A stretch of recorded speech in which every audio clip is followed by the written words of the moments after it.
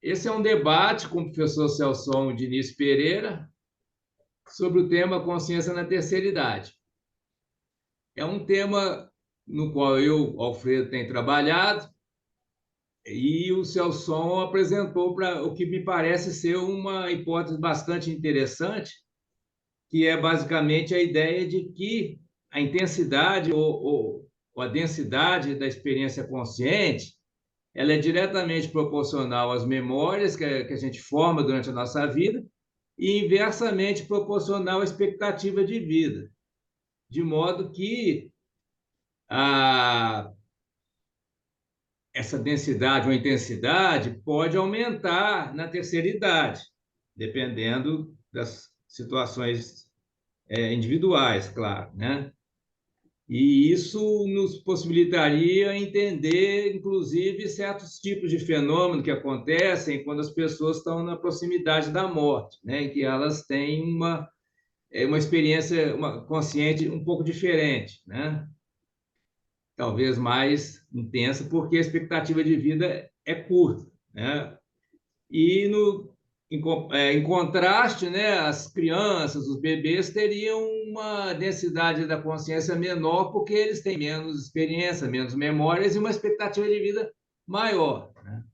Então a gente poderia então teorizar, né, sobre diferenças no modo de consciência, de experiência consciente ao longo da vida, né? Na adolescência, talvez isso possa gerar conflitos, né? Porque é, tem vários padrões que estão se formando, né? E pode haver algum tipo de conflito, né? E na terceira idade, que seria o nosso foco aqui da discussão, né? Nós temos então, né, pessoas que têm uma perda cognitiva, né? E temos pessoas que têm um ganho cognitivo, justamente porque a quantidade de experiências, de memórias consolidadas é maior, né? E a expectativa de vida é menor. Então, isso gera uma maior densidade, na minha interpretação, se eu só me corrija se eu estiver equivocado, você tem uma maior quantidade de informação na mente, né? E que ela é projetada para um lapso de tempo menor, que é o que resta de vida, né? Porque a consciência é sempre projetiva, a gente está projetando para frente, né? Para o futuro. E como o futuro ele encurta, né? Então, você projetar uma quantidade maior de informação para um, um lapso de tempo menor, você vai ter, então, uma maior intensidade, uma maior densidade da consciência na terceira idade. Então, agradecendo a participação de todos os colegas, que eu peço que eles brevemente se apresentem, né? Nós vamos, e eu passar a palavra para o professor Celson. Mas eu gostaria que cada um se apresentasse, os participantes, aqui os debatedores, brevemente. Para isso, vocês ligam o microfone, né? Já estão todo mundo com a câmera ligada, então poderia, Hugo, seguir aí na ordem do. Ok, meu nome é Hugo Mardi, sou professor aqui da PUC, né? E a gente tem um grupo de pesquisa aqui, que envolve o seu sonho, o Alfredo, pelo menos eventualmente, né? E um grupo que já funciona aqui há uns 15 anos, aproximadamente, né? Muitos anos, pelo E século a gente passado. tem, exato. Muitos anos. E a gente tem desenvolvido uma série de trabalhos exatamente, né, sobre essas questões que são de caráter fronteiriço entre disciplinas, né? Disciplina hoje é uma coisa muito questionável para a gente, né? A gente já nem se lembra mais de disciplina. Mas, assim, há pouco tempo mesmo a gente organizou com o Alfredo aí um número da revista lá como que é? Como é que era o nome, Simbiologia, Alfredo? as simbiologias aqui da. Ah, Simbiologia, exato. Sobre a consciência, e depois a gente se aventurou a organizar aqui na PUC uma outra, né, sobre consciência e cognição. Ambas são aí disponíveis em termos né, de acesso fácil aí nos sites respectivos, tá bom? E Se for o foi caso, depois a gente pode passar, né? nessa revista das Simbiologias, nesse número que saiu o artigo do Celson, né, que lançou essa ideia que nós estamos discutindo hoje. Podia, então, se apresentar, o Wander? Boa tarde. Eu troquei o nome agora, porque agora que eu vi que estava Nossa Cidade, é a conta que eu estou usando. Bom, eu sou de Divinópolis, amigo do Celson. Eu tenho uma formação de graduação em filosofia. Fiz um mestrado e larguei na defesa, fiz uma especialização e larguei na defesa e não concluí. Então, eu me posiciono como um generalista muito interessado em saber, principalmente sobre essa questão da consciência e as relações com tempo e espaço, que são as conversas que eu tenho trocado e tentado acompanhar aí o desenvolvimento da pesquisa do Celson. Prazer estar aqui e espero absorver bastante hoje. Obrigado. Mariana Oi, meu nome é Isabela, muito prazer, obrigada pelo convite, né, Celso e Alfredo. Eu sou psicóloga, né, tenho mestrado, trabalhei muito, na verdade, com a psicologia comportamental e estou aqui também, né, assim, interessada nos estudos aí do Celso, essa questão da consciência, mas também a consciência da própria morte, né, em relação a esse preparar-se, né? Assim, a filosofia como preparar-se para morrer, assim, eu acho que é um tema que tem me chamado muito. Então, eu acho muito legal, assim, hoje presenciar, né, esse debate, desenvolver um pouquinho mais essas ideias juntos aí. ótimo. E tem a cineasta aí que vai falar. Ela vai se apresentar. Mariana. Eu sou a Mariana, sou produtora de cinema e estou acompanhando as discussões que são um pouco distantes, né, da área, mas interessantes. Obrigado. Bem, então podemos começar, Celso, você fazer uma exposição para a gente depois fazer perguntas, né, e discutir as ideias. Bom, como todo mundo sabe, eu sou físico de origem e estou migrando para neurociência há várias décadas. O foco que eu estou preocupado com ele aqui é ser humano, né? E, tecnicamente, o resultado teórico, eu acho que eu gostaria de ver isso indo para a base científica da psicologia. Vejamos bem, se o foco é ser humano, é fundamental que a gente comece colocando como base no trabalho respeito, né? E é o seguinte, essa proposta da consciência na terceira idade, o trabalho que chama Física da Natureza do Ser Humano.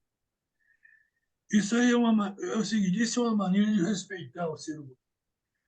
E, quando eu falo respeitar o ser humano, eu quero fazer um adendo importante, que é o seguinte: eu não vou propor colocar o ser humano como se coloca no cristianismo, que o ser humano é feito à imagem de Deus.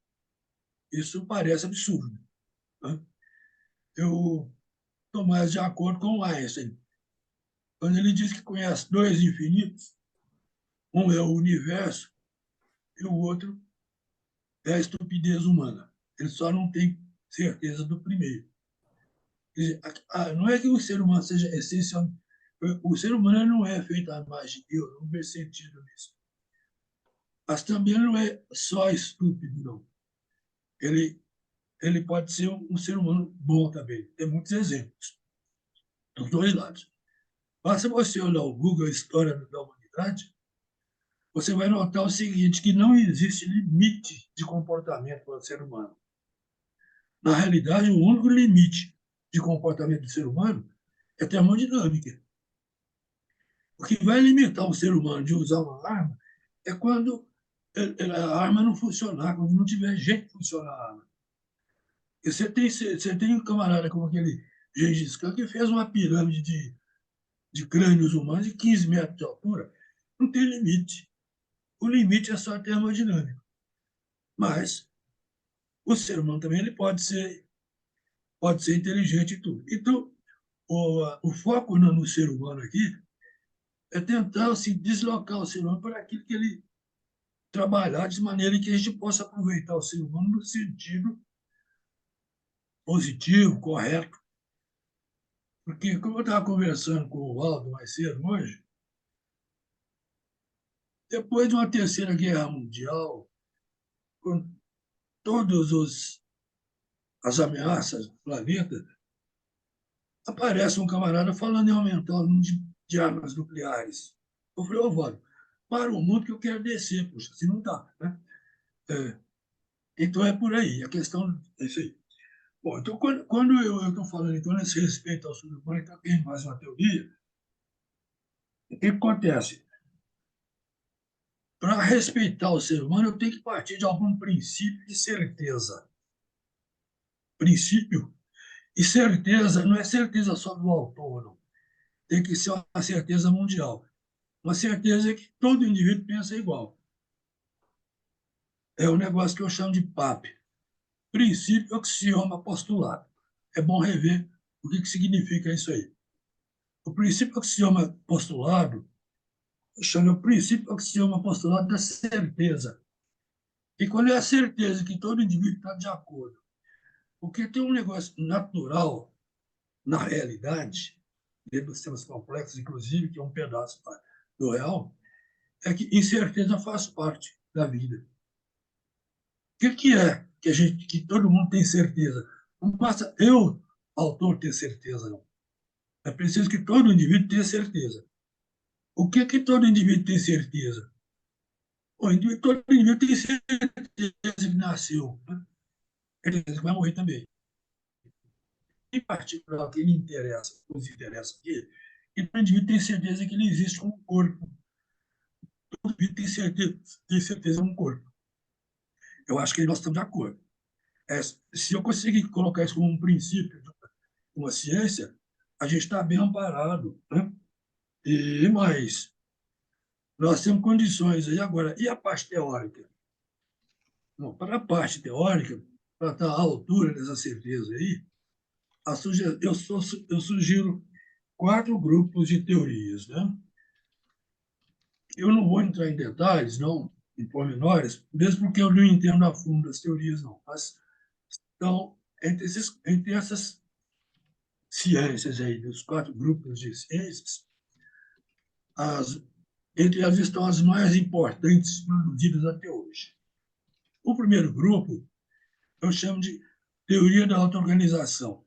Eu não, acho que foi o Prigogine que fala primeiro. Né? Então, primeiro, Prigogine e Haken. Né? Agora, tem outros, mais recentemente, para falar em auto-organização, você tem que pegar a teoria quântica relativista, eletrodinâmica quântica, eu tenho uma olhada fora do equilíbrio, lógicas não clássicas, sistemas naturais que se auto-organizam, etc. Aí a gente consegue falar em auto-organização, que auto-organização é, inclusive, um princípio de vida. Né? Muito bem. Então, esse é o primeiro grupo, é a teoria da auto-organização. O segundo grupo são as teorias físicas dos sistemas complexos, porque a física antiga ela é ingênua para essa problemática. E daqui um pouquinho, essa física de sistemas complexos, a gente pode expô-la um pouco com um negócio que eu vou explicar daqui um pouquinho, que eu chamo de instâncias próprias dos sistemas complexos. E, em seguida, vem um outro grupo de teorias, que é a teoria que deu o prêmio Nobel para Edelman, que é acho, considerado o neurocientista mais importante do último século, e foi uma teoria dos sistemas imunológicos, a teoria molecular dos sistemas imunológicos. Essa teoria, esse terceiro grupo de teorias aí, dá origem a um quarto grupo de teorias, que são as teorias do sistema da seleção dos grupos neuronais, que explicam como é que o cérebro é constituído e como é que ele funciona. Então, com base nesses 4 grupos de teorias aí, a gente está bem amparado, se a gente se desenvolve tecnicamente, para ter certeza que está fazendo alguma coisa séria. Né? Muito bem. Eu vou tomar aí essa questão da certeza. Então, qual é um princípio que todo mundo que não tem dúvida, o pessoal tem certeza? não tem erro. É como um corpo. Agora, falta ver agora como é que é esse corpo. Esse corpo é o seguinte, não tem jeito. Esse corpo, ele é feito de alguma coisa. Ele é feito de estruturas dinâmicas e funções físicas. Tem jeito. Esse corpo, você tem os pés para caminhar, é isso? Vai subindo e tem os neurônios para pensar. A questão que a gente coloca então é como é que fica esse corpo aí na terceira idade, né? Aí é uma questão que o Alfredo malhou em cima dela. E na terceira idade vai acontecer isso que o Alfredo falou, porque então o trabalho que eu estou apresentando tem dois extremos. Um é antes de nascer, é o feto, antes de nascer. E o outro é lá na experiência, na morte clínica. Tem uma lei na morte clínica que eu não estou tratando, que é o pós-morte clínica, que continua pode consciência ainda, né? Isso eu não estou tratando hoje. Mas o que acontece é o seguinte, um comentário é que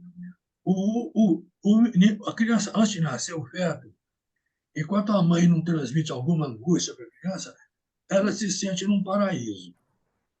Quer dizer, a criança, antes de nascer, ela não sente frio, não sente calor, não sente fome, e não é incomodada por nada, certo? Absolutamente nada. Se a mãe não tem uma angústia e transmite para ela, está perfeito. Mas na maior parte do tempo ela se sente no céu. Quando ela nasce, ela fica revoltada. Por que me jogaram aqui? Porque não acredito. A gente mal consegue ver a diferença entre antes de nascer e depois. Porque depois que nasceu, passa a sentir calor, frio, fome, tem que ir ao banheiro, etc. E o contato do corpo com o tecido machuca. Então, a criança não sabe fazer outra coisa a não se chorar, né? E eu acho difícil a gente imaginar que possa haver um sofrimento maior, né? Aí eu dou um pulo para a parte final do trabalho aí da assistência na terceira idade, o que eu chamo de rumo à paz interior. Vamos na rumo à paz interior, vai acontecer o seguinte. O que é que todo mundo tem certeza? Entre outras coisas, todo mundo tem certeza que tem um corpo, né? Agora a questão é esse corpo aí, como é que... E outra coisa, ele existe com esse corpo. Ele existe com esse corpo. Tudo que acontece com ele, da simplicidade, a complexidade do centro para pensar, é o corpo, né? E esse corpo, então, como está comentando o Alfredo também, ele varia com a idade, né? Aí eu tinha falado no feto, antes de nascer, depois que nasce, a gente, né? E depois, quando o indivíduo chega na terceira idade, ele está com uma quantidade tão grande de informações, de recursos para pensar, para resolver, que ele não tem limite para resolver coisas, ele resolve tudo, né? Ele resolve o insolúvel, faz o irrealizável, etc. Eu não estou escutando vocês. Ah, não? Ele está falando, mas eu não estou escutando. Teve um pedaço. Você deve estar desligado aí. Nós estamos escutando, Dorina. Pronto. Agora eu estou escutando. Agora Fala aí, sim. Celso, deixa eu ver se eu te ouço. Está ouvindo agora? Estou. Está muito baixinho, mas estou ouvindo. Pronto. Bom, Ó, o que vou eu passar quero por dizer é o seguinte, que com o passar do tempo, o indivíduo adquire uma quantidade incalculável de quê? Informações e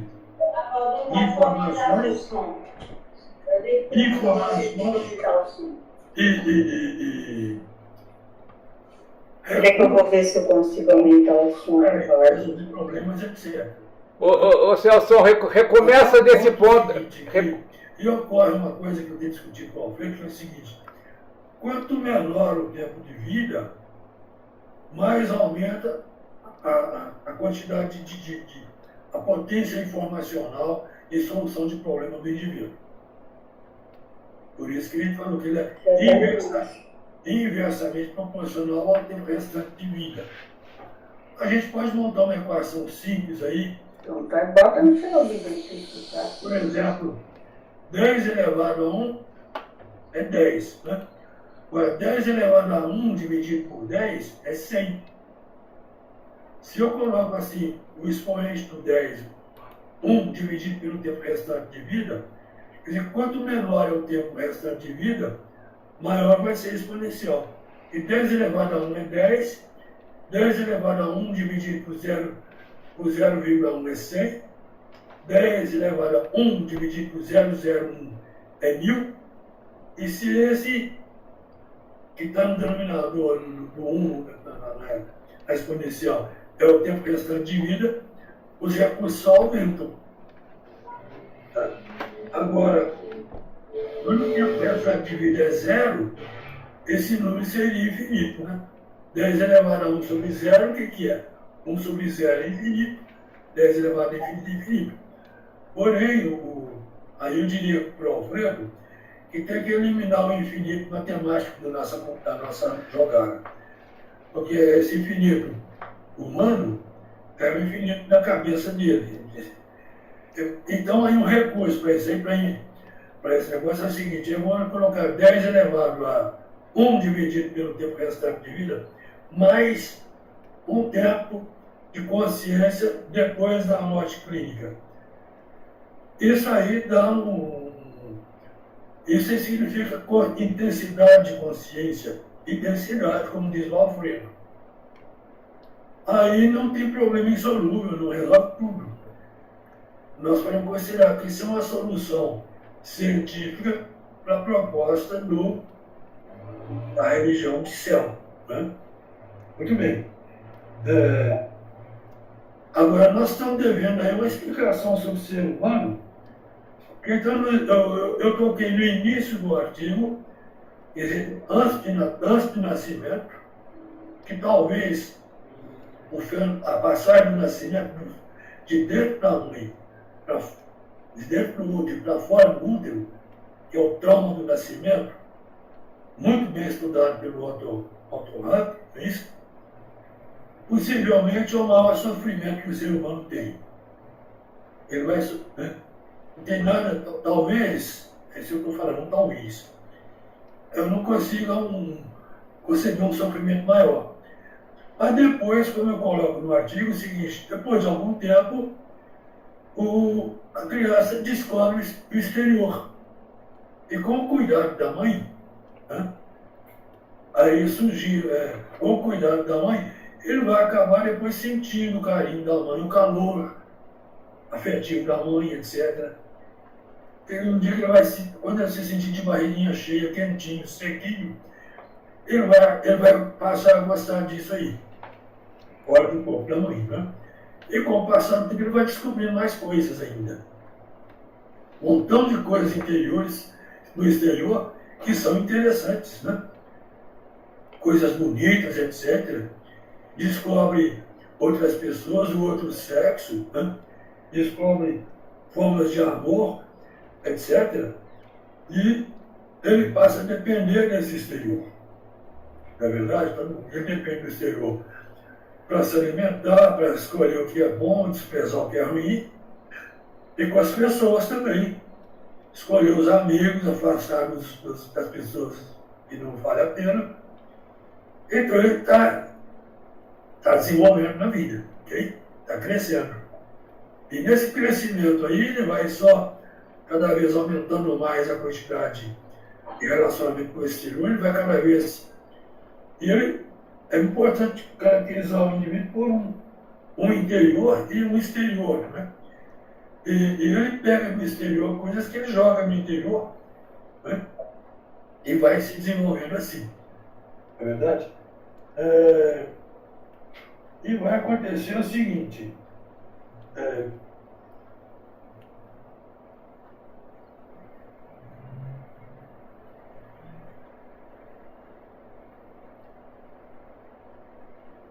Aí eu só pergunto, mas como é que o ser humano funciona isso? Vocês podem cobrar de mim, você está dizendo que ele é feito, tudo depende do corpo, tudo vem do corpo. Como é que eu vou entender? É que o corpo é o seguinte, o corpo é um sistema complexo, não é isso? Ele tem as características que eu chamo de instâncias próprias dos sistemas complexos, é o seguinte, o corpo, nós pegamos uma cidade, né? Vamos comparar com uma cidade com 200 mil habitantes, ela tem vários bairros, né? E cada bairro tem o quê? Tem uma subprefeitura, tem comércio, etc. E essas coisas interagem. E tudo que vai se passar numa região vai depender de um conjunto. Né? O qual serve a mesma coisa, você tem um punhado de coisas, né? Você tem um sistema de sistemas, é isso? E você tem, então, o quê? Uma diversidade muito grande de coisas dentro do seu cérebro e tem um negócio que chama emergências. Surgem novidades. Eu não posso dizer, não sei dizer o que eu vou dizer daqui um minuto. O tempo todo eu estou enfrentando, né? E aí acontece aquilo que o Alfredo se referiu, que acontece uma sucessão de eventos. E o Edelman descreve isso muito bem, o seguinte, que você tem uma consciência que dura fração de segundo, enquanto tem um grupo de neurônios que estão funcionando ao mesmo tempo. Quando esse grupo de neurônios para de funcionar ao mesmo tempo, sai um e entra outro, aí é outro impulso de consciência. Isso dura. E o cérebro tem um jeito de fazer uma continuidade disso aí. É isso? E aparecem novidades. A minha consciência eu vou aumentando de consciência à medida que eu vou vivendo, etc. E cada segundo eu posso ter uma emergência. Isso faz parte. E uma coisa muito importante que tem o corpo é auto-organização. Então, estou sendo entendido, pessoal? Sim. Qualquer um fala comigo, por favor. Pode interromper, ok? A auto-organização é um negócio muito importante porque é um princípio da vida. Sem auto-organização não tem vida. Você pode utilizar a auto-organização como um princípio para entender vida. Né? Não é a mesma coisa que disseram lá o Varela e o Maturano, que a autopoiese deles, porque é um negócio mais abstrato. Né? A auto-organização não, você consegue ver em laboratório. Né? Então, isso é uma outra característica das instâncias próprias do corpo. Né? E o corpo ele tem sistemas de sistemas, etc. Ele tem o que eu chamei um interior e um exterior, né? Do corpo. O interior é que o próprio indivíduo. Todo indivíduo é um conjunto de uma química única e uma história única. Isso é muito problemático o indivíduo se comunicar com o outro. Se ele insiste em ficar preso no escanteio, não tem jeito. Porque a química dele é única e a história é única. Mas tem algumas coisas que eles se relacionam, né? Porque, por exemplo, todos eles compartilham a energia do mesmo ambiente. Frio e calor do mesmo ambiente. Por isso que quando chega a hora do almoço, todo mundo de acordo, não tem divergência. Na hora do almoço, vão almoçar, todo mundo de acordo. À noite, está sono, todo mundo está de acordo. Isso é isso.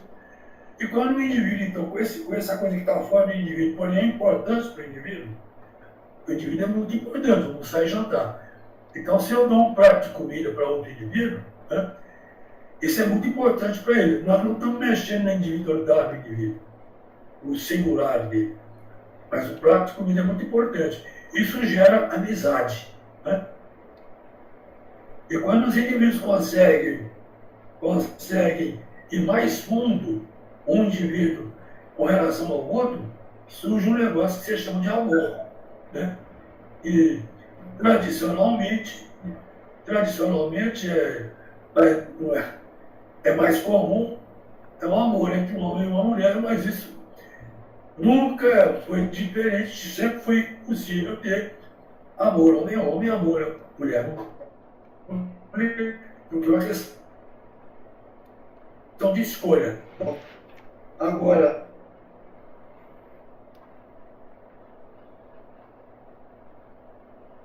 Ei, congelou aqui. eu estava falando aqui, outra coisa, isso aí, memória e história são que novas variáveis que fazem parte do sistema. Porque na física clássica não tinha jeito. Se você pega a física com teoria quântica e relatividade, não adianta, ela continua sendo simples. Porque ela é reduzida a uma partícula, e não sistema. Não tem jeito. Agora, quando você fala em memória, história, linguagem, tudo isso são variáveis dentro do sistema corpo, né? Como está o comando e controle. O corpo tem um comando e controle. Eu tenho um comando e controle. Eu escolho o que eu vou falar, tá certo? Controlo, etc, né? Etc. Mas isso tem um limite, né?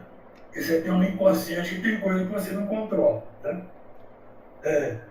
Você tem a associatividade das coisas, estocacidade, quer dizer, o acaso. Você tem... pode acontecer acaso. Por acaso eu posso me lembrar de uma coisa. Eu não posso saber o que eu vou encontrar que eu vou encontrar na rua, eu vou sair daqui, etc. Faz parte, né? E tem aí um cidadão muito importante, historicamente importante, o Kelso, que se refere ao fato seguinte, que a auto-organização, seu self, seu próprio, pode implicar a natureza animada. Isso é muito importante, você está tirando direto de física, né? E o Kelso sugere o seguinte, que mesmo sem self, quando o sistema é originado adequadamente ligado a certos outros fatos e ideias, constatam-se fundamentos naturais para a natureza animada. Isso tudo ajuda a entender aí essa questão do potencial que tem o corpo, que nós colocamos como, aqui que eu chamei de PAP, princípio, axioma, postulado, da certeza, que é a certeza que aqui tem um corpo. Agora, o corpo é isso tudo que a gente acabou de falar. Ok? E, então, interessante é você perguntar como é que fica esse corpo na terceira idade. Aí, como insistiu o Alfredo tanto, na terceira idade você está derramando de coisas dentro do seu inconsciente. E você tem uma quantidade incalculável de soluções, de memórias, de soluções e de problemas. Acontece que quando você chega na terceira idade, veja bem, desde que o indivíduo nasce até ele chegar aos 60, 70, 80 anos, tudo que acontece, ele fica no inconsciente dele. Imagina a quantidade de problemas que o indivíduo acumula ao longo da vida. Não dá para contar, não. É um incontável, né? E isso tudo vai perturbando a vida do indivíduo. Vai gastando energia dele. Ok? Por isso que fica difícil. Se o indivíduo não consegue dar um jeito nisso, ele pode até morrer antes da hora, né? Se ele resolve enfrentar, como eu disse, ele tem uma quantidade sem limite de soluções, mas isso não cai de graça para ele resolver, não. Ele tem que topar, se lembrar do que é desagradável, ele tem que topar sofrer, certo? E quando ele está nesse processo que ele está sofrendo, que está construindo, isso aí é construtivo. Ele pode ter um mal-estar, um cansaço, etc., uma indisposição, que é porque ele está resolvendo. Por isso que eu digo que muitas vezes ele pode adoecer por engano e morrer por engano, né? Eu posso dar como exemplo, porque tem um negócio que eu comecei a discutir com o Zé Carlos, que é o seguinte: todo o processo educacional implica num bloqueio de corpo, Não tem jeito. Por mais que seja caprichado o trabalho de pai e mãe, o processo educacional agride e provoca bloqueio de corpo. Por isso que é muito complicado, né?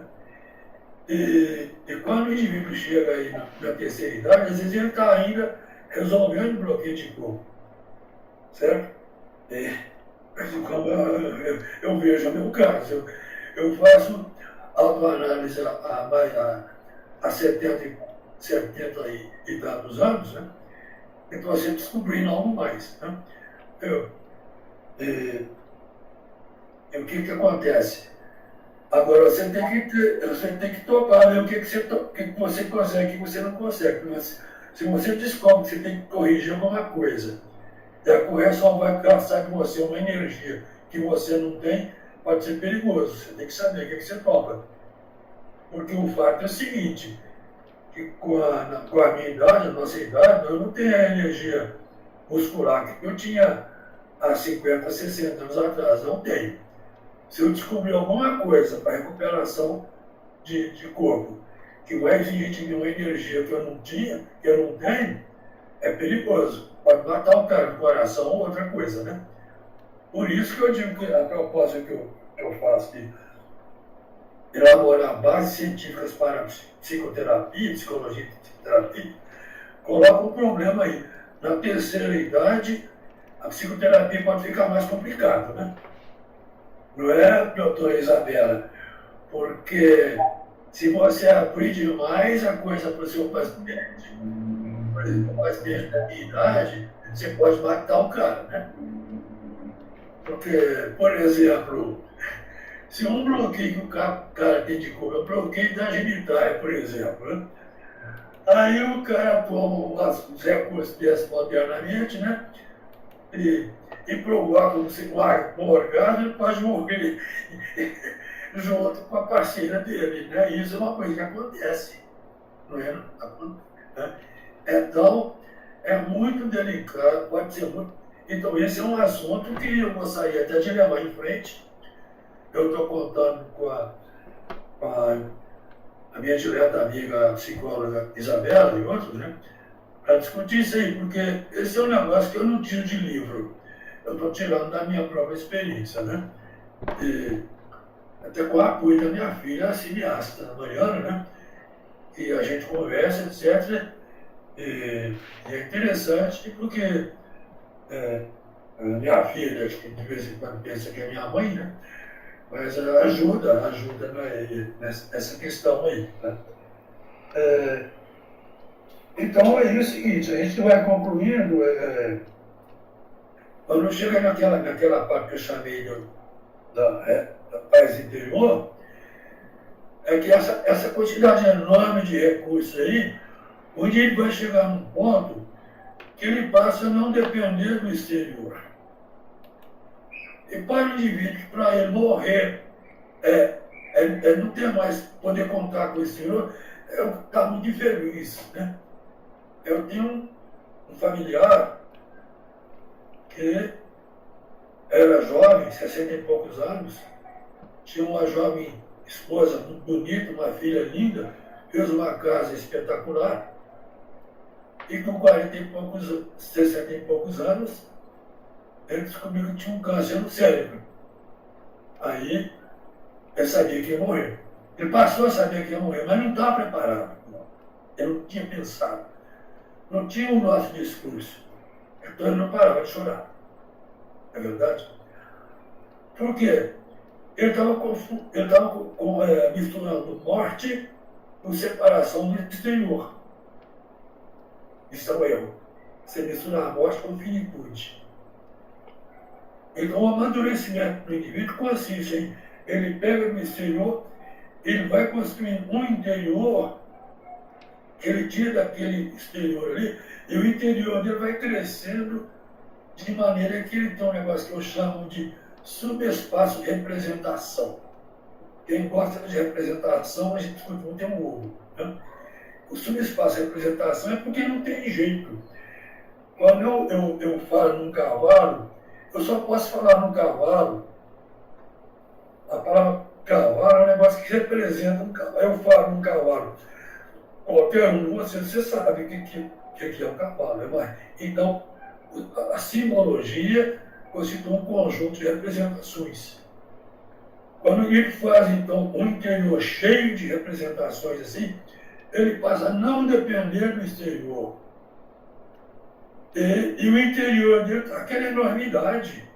Então ele não depende do exterior. Ele se vira com o seu interior. Igual aquele acervo enorme, que eu e o Alfredo nos entendemos muito bem, quanto menor o tempo de vida, mais recursos ele tem, chega num ponto que o que acontece. Se ele resolver todos os seus problemas, não tem jeito de você contar um monte de problema que ele tem o inconsciente dele, não, né? Desde que ele nasceu até os 60, 70 anos, é um negócio que tem sabor de infinito. Imagina que num determinado momento ele vê que ele resolveu tudo isso aí. E não tem mais sentimento de culpa nem nada. Aí ele descobre uma coisa nova. Isso aí coincide com a ideia de céu. Né? Porque aí, inclusive, você está fazendo uma coisa que é um extraordinário. Você, então, numa situação desta, que o inconsciente é um negócio para a gente sem limite. A consciência, em cada segundo, fração de segundo, ela dura só aquilo ali. Agora, com o aumentar da densidade, como disse o Alfredo, fica muito bem a composição da densidade que o Alfredo se refere, com a intensidade a qual eu me refiro. Né? Pode acontecer, então, que se você aumenta a intensidade de consciência, a densidade de consciência, a um ponto que ele é capaz de absorver cada vez mais no inconsciente, aí eu estou fazendo a hipótese, pode chegar num ponto que, se você fizer uma conjugação entre o inconsciente e o consciente, não é, doutora Isabela? Se você conseguir fazer isso aí, é o que eu chamo de um neurotsunami. Eu vou ler esse nome.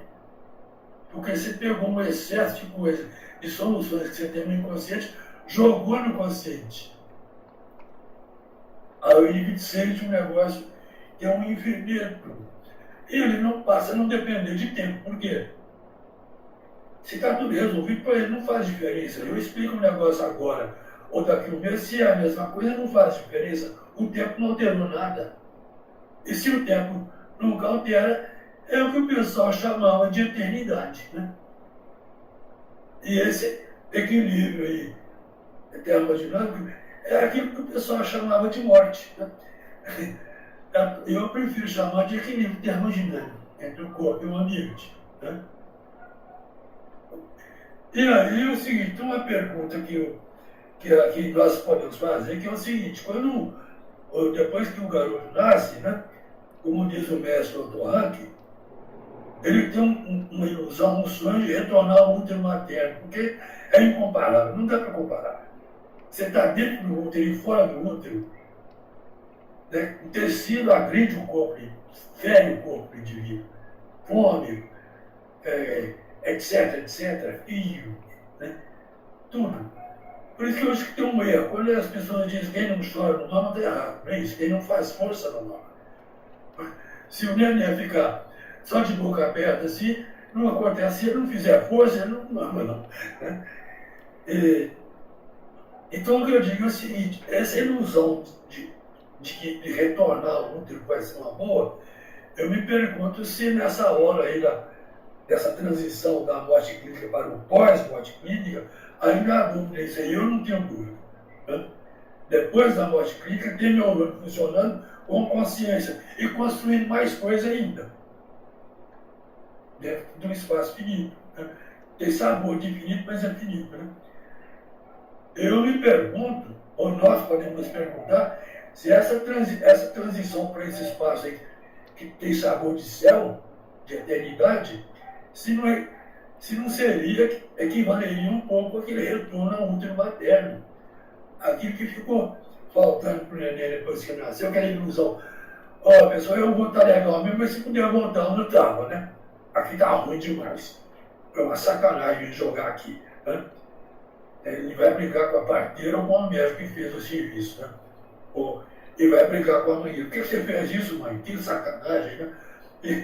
Mas essa transição aí para esse, da morte clínica, etc., pode ter o mesmo sabor do retorno ao útero. Então, isso é uma hipótese que eu estou fazendo e precisa de mais neurociência para mostrar isso, assim como o Alfredo precisa de mais neurociência para mostrar aquela equação, né? E quanto menor o tempo restante de vida, maior o número de recursos que o indivíduo tem para ir em frente. Matematicamente, qualquer estudante, qualquer mestrando faz isso brincando, certo? A equação que eu sugeri ao Alfredo, eu fiz a equação é o seguinte: qualquer garoto que está fazendo bem graduação de física, uma mestrado, ele faz para ele. Agora, você mostrar isso pela neurociência é um negócio meio enrolado. Inclusive, eu ando perguntando para os neurocientistas qual é o número de círculos neurais e ninguém soube responder. Ninguém. Inclusive, etc. Né? Mas então tem muita diversão aí.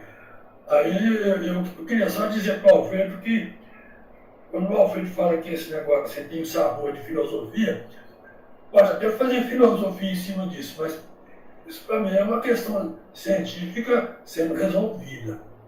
Eu prefiro dizer assim. Né? E o infinito é o seguinte: vamos separar o infinito matemático do infinito humano. O que a gente chama de uma coisa, para mim o infinito é aquele que vai além que eu consigo conceber. E o infinito matemático é uma moleza, né? É só você ir colocando mais um, mais um, mais um. Como você não pode colocar um múltiplo mais um, não tem limite, né? Isso que chama infinito. Mas não dá para você imaginar, conceber um negócio desse, materializar na sua consciência. Né? Agora, que você pode sentir um sabor disso aí, quando você não tem mais nada para... não tem carência nenhuma, está tudo perfeito, você pode sentir um sabor, né? Um sabor, etc. Né? Então, se está faltando alguma coisa, muito obrigado, né? Estamos aí para conversar. Fazer uma primeira questão. A morte é sempre vista como algo assustador, né? Que a gente pode ter resolvido vários problemas durante nossa vida, mas esse problema a gente sabe que não tem solução no sentido de evitar a morte, né? Mas talvez a gente possa reconcebê-la, né? Como disse a Isabela, né? O Platão, já no início da filosofia, colocava como objetivo da filosofia a gente conceber a morte de uma forma menos dolorosa, né? Menos terrificante. E aí eu lembro a ideia dos budistas, do Nirvana, né? Que me parece bastante próxima do que você falou, que seria um estado, né? De grande intensidade, né? Da consciência, e que ele é instantâneo, mas ele também, de certa maneira, ele é eterno, como na música da poesia, né, do Vinícius de Moraes. Ele é eterno porque ele é uma abertura assim, para um infinito, né? Porque você tem uma grande condensação de informações, né, de toda uma vida, né? Né, as pessoas que têm essas experiências próximas da morte, algumas dizem que como um filme, né, passou um filme da vida dela toda em poucos instantes, né? Então, isso parece também essa ideia do Nirvana, que não é, no fundo, não é uma ideia religiosa, né? Necessariamente, né?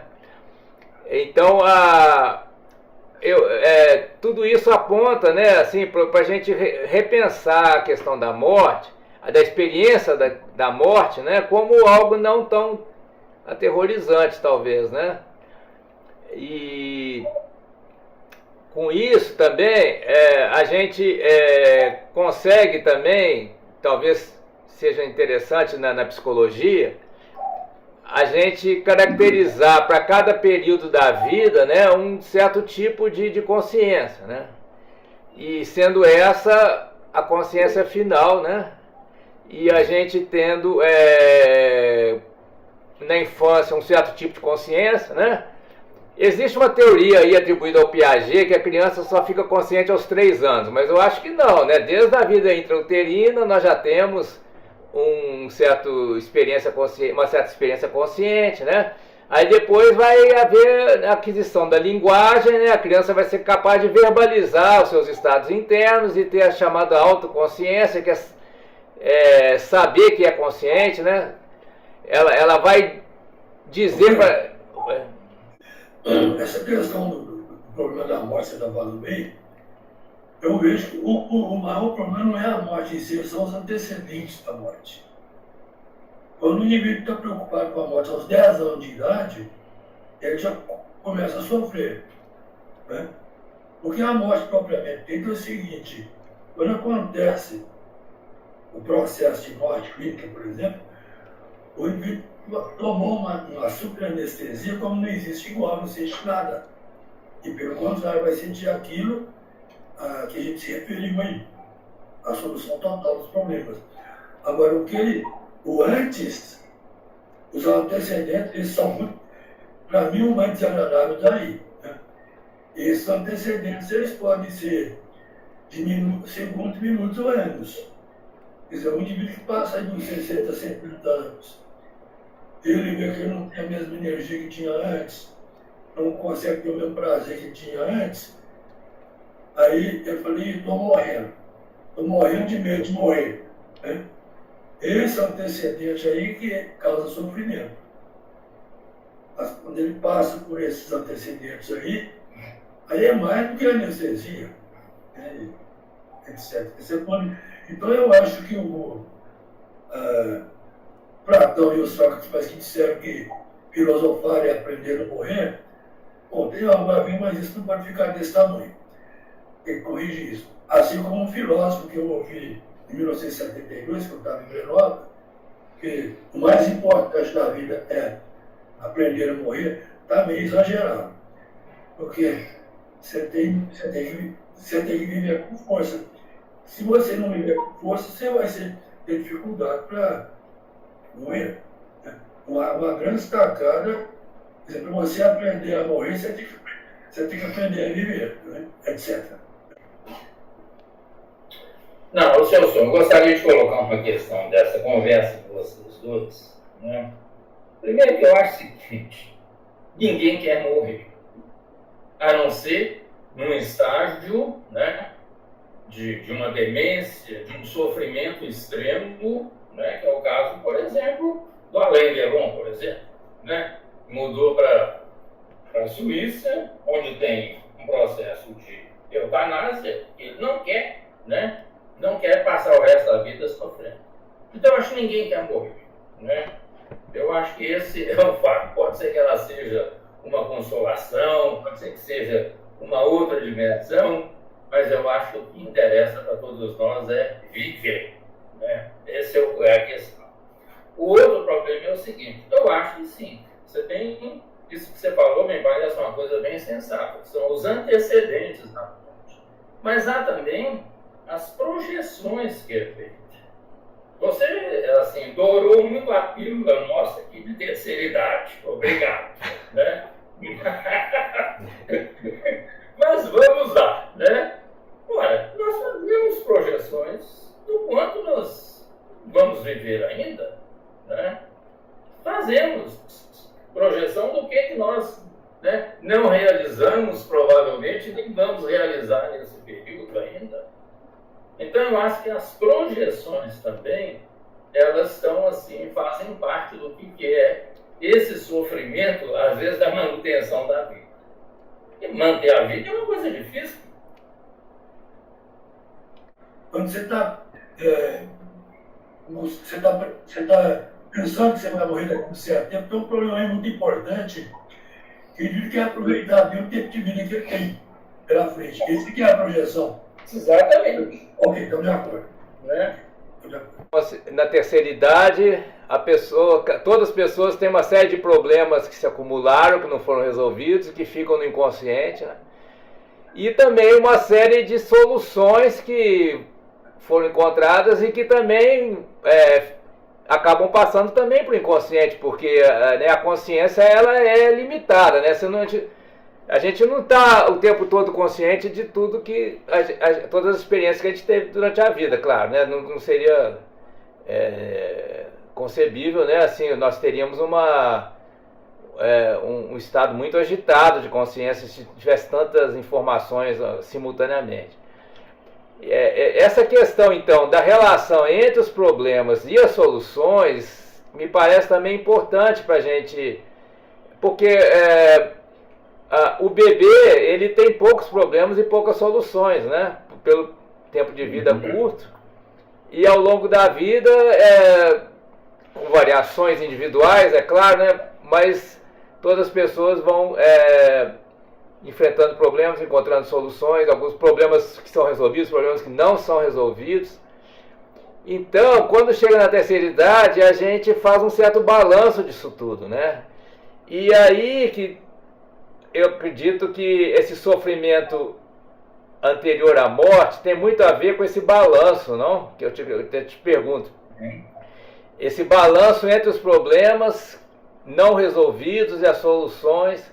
Agora, também tem um outro lado da moeda, que é o seguinte: mesmo que, por hipótese, a pessoa tenha encontrado solução para todos os seus problemas até aquele momento, né, tem um problema que ela não vai ter a solução, que é a própria morte, né?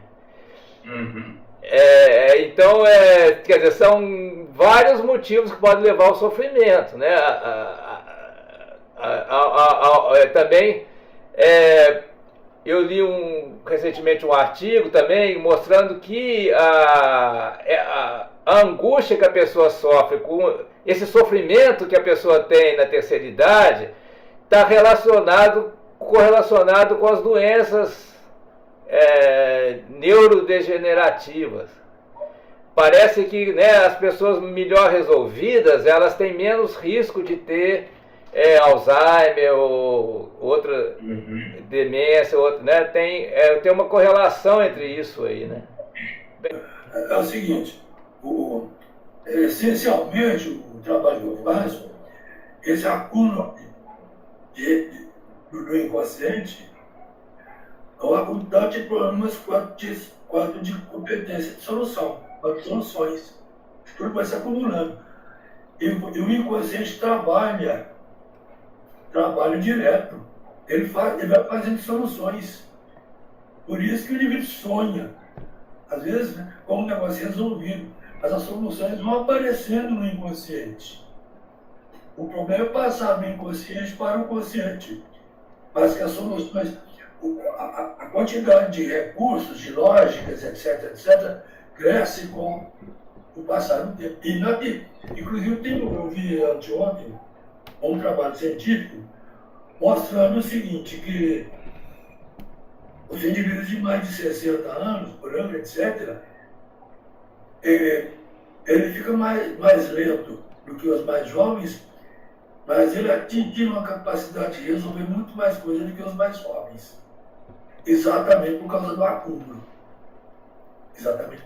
Agora, isso aí não é automático. Então, é que todo cérebro tem os recursos. Estão lá no inconsciente. Mas entre estar no inconsciente e você passar de lá para o consciente são outros 500. Você tem que topar, você tem que trabalhar para isso. Acontece de graça. Então, uma característica fundamental do inconsciente é crescer em soluções. Né? O inconsciente ele faz histórias, inclusive, e as coisas mais loucas do mundo. Né? Eu uma vez sonhei que tinha uma vaca me perseguindo, eu subi numa árvore e a vaca subiu atrás. Aí eu achei melhor acordar, não é? Tá certo? Quer dizer, o inconsciente vale tudo. Agora, é incrível que ele faz soluções. Ele conta histórias e soluções. E somente quando você vai adquirindo mais idade, você é capaz de cada vez mais pegar essas soluções prontas. Né? E o problema da morte em si, o que eu estou dizendo é que esse problema não existe. Porque isso é invenção. O medo dos indivíduos da morte é a ideia de finitude. E deve se lembrar que um dia eu falei, enfim, da finitude, e as nossas amigas lá, a Sandra e a Lucina, cara, o que é isso? Não, a finitude é uma coisa, se você experimentar a finitude é outra. Né? Porque no momento que você não tem mais problema de espécie alguma, não existe mais problema de finitude, não. E morte também é um conceito antigo. Né? Porque uma vez você entrou em equilíbrio, acabou, não tem mais problema. Você não tem que preocupar mais. Acabou, está resolvido, você não tem mais que preocupar com isso. Se você deve $1 milhão, né? Enquanto você não tem dinheiro, você fica muito preocupado. Se um dia você arruma um dinheiro que paga, acabou, você não tem mais problema. Eu vejo a questão da morte igual. Né? Por isso que a Ana não preocupa mais com morte. Aqui são os outros companheiros. Eu estou beirando os 80 anos. Há 65 anos, obstinadamente, eu tento mudar o mundo. Não fiz outra coisa. Em 65 anos, eu nunca fiz outra coisa na vida a não ser tentar mudar o mundo. Há 40 anos. A não ser o quê, Walter? A não ser o quê? Mudar o mundo. Ah, e coragem. É pra você ver. Alguns anos atrás eu entendi que para mudar o mundo eu tinha de compreender o mundo. Aí é muito difícil, porque no fundo da minha vida variou o tempo inteiro tentar mudar o mundo e compreender o mundo e mudar o mundo ao mesmo tempo.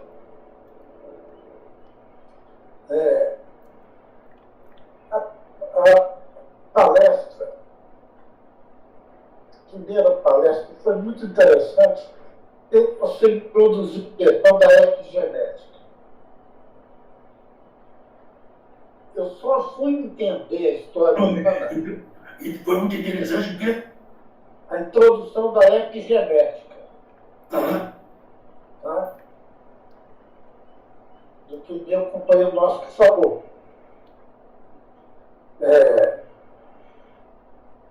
Agora, eu descobri uma coisa inacreditável. A ciência e a tecnologia acabam de me provar que a epigenética constrói um monte de comportamentos e indicações individuais e coletivas, e vem uma tal de internet e acaba com tudo. Liquida tudo. Parece que tudo que nós acumulamos, tudo não, mas boa parte do que nós acumulamos em matéria de conhecimento social, de conhecimento de sociedade, vem um cara lá, a extrema-direita, com o discurso dela, e desmantela tudo. É trágico isso. Entendeu? Num certo sentido, é uma espécie de morte. Isso não é pior do que a morte. Tem uma história, uma piada interessante, que é o seguinte: tinha um bêbado num pasto, a hora que ele olhou lá, tinha duas vacas.